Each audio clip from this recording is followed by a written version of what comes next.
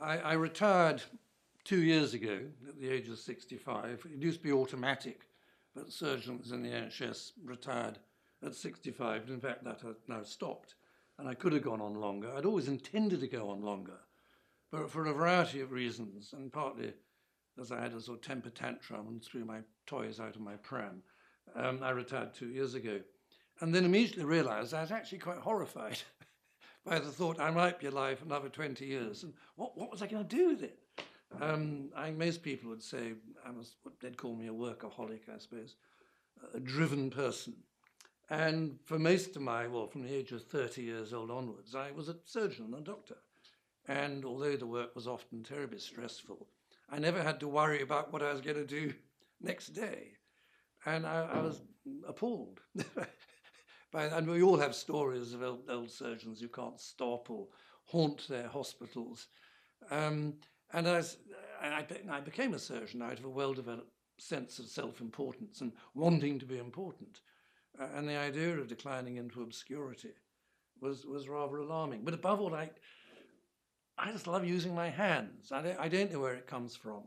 I spent the last 3 weeks working in Nepal, doing some operating, not very, mainly teaching.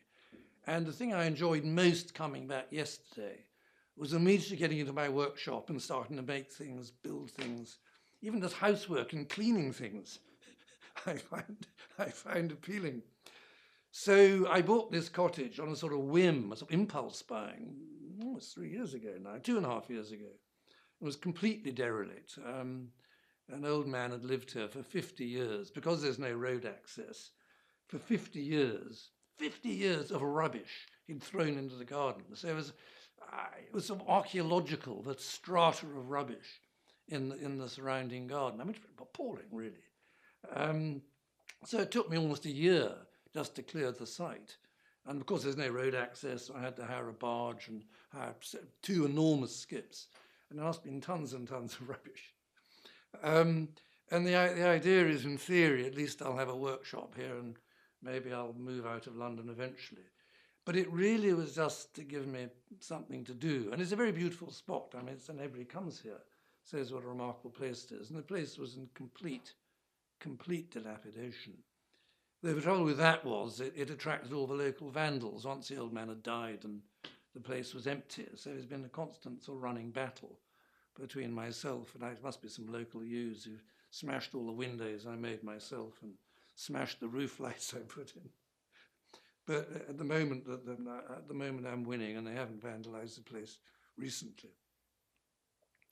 But at some point I'm still working mainly abroad. I still teach surgery in London, occasionally operate. But I will have to stop at some point. And it's clearly, as of everything in life, whether it's going to a party or work or life itself, it's better to leave too early rather than too late. But the problem is knowing when that time will be. And at the moment, I do enough clinical work still to make me feel I'm still being useful. And hopefully I'll manage to grow old gracefully, but I still don't quite know what will happen. Well, I do know what will happen, I'll die, but not quite yet.